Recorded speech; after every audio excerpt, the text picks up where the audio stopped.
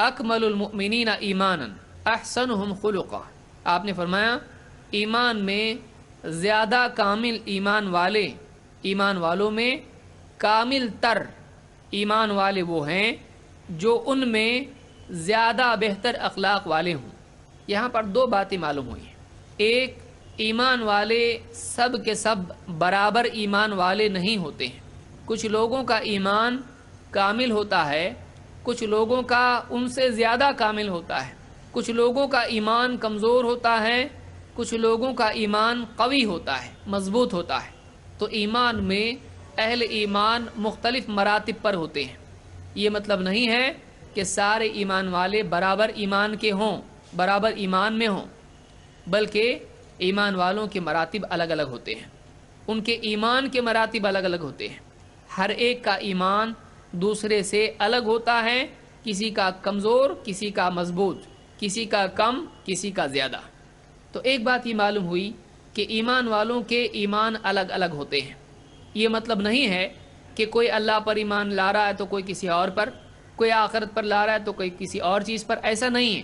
اللہ پر ایمان لانے کے اعتبار سے، آخرت پر ایمان لانے کے اعتبار سے، رسول پر ایمان لانے کے اعتبار سے، اور اسی طرح سے دوسری اور جتنی بھی چیزیں ہیں ان میں ایمان لانے کے اعتبار سے مسلمان ایمان والے مختلف لیول والے ہوتے ہیں، سب کا لیول برابر نہیں ہوتا ہے۔ لہٰذا ایک بات یاد رکھنے کی یہ بھی ہے کہ ہم کو یہ کوشش کرنا چاہیے کہ ہمارا ایمان کامل سے کامل تر ہوتا چلا جائے۔ لیکن اس کا نسخہ کیا ہے اور اس کی علامت کیا ہے کہ کس کا ایمان کتنا اعلیٰ ہے؟ ایمان تو دل میں ہے۔ ایک آدمی کا ایمان کیسا ہے یہ کیسے معلوم ہو سکتا ہے؟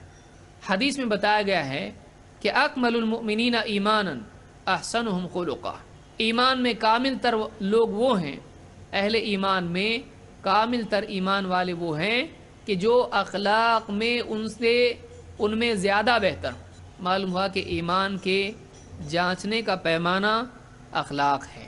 اخلاق بتاتا ہے کہ ایک آدمی کا ایمان کیسا ہے۔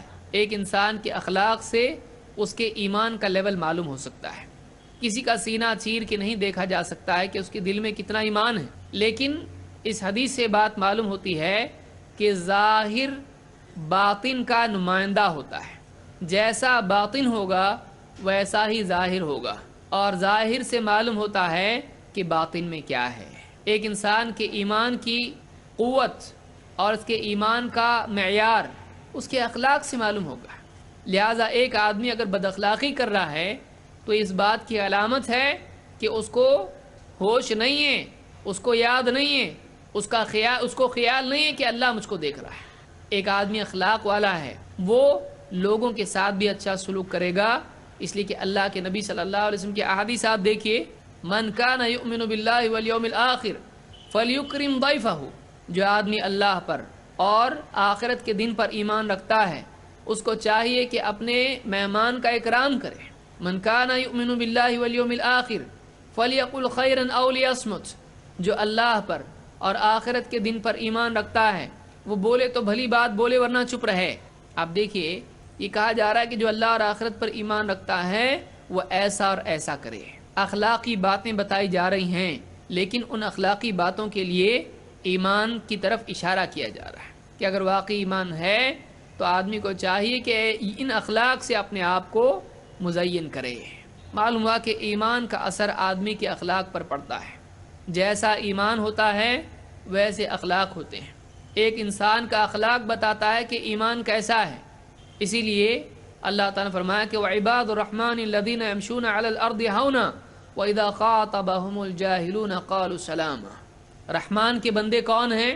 وَعِبَادُ الرَّحْمَن، رحمان کے بندے وہ ہیں کہ جو زمین پر عاجزی سے چلتے ہیں، اکڑ سے نہیں چلتے، بلکہ اپنے دل میں اپنے آپ کو چھوٹا اور کمتر مان کے چلتے ہیں۔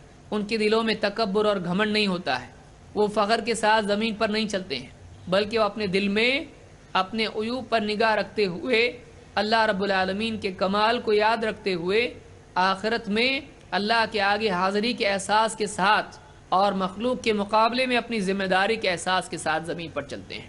یمشون علی الارض ہونا، کہ اللہ کی معرفت انسان سے اکڑ کو چھین لیتی ہے۔ اخلاق کا بگاڑ دراصل ایمان کی کمزوری کی علامت ہوتا ہے۔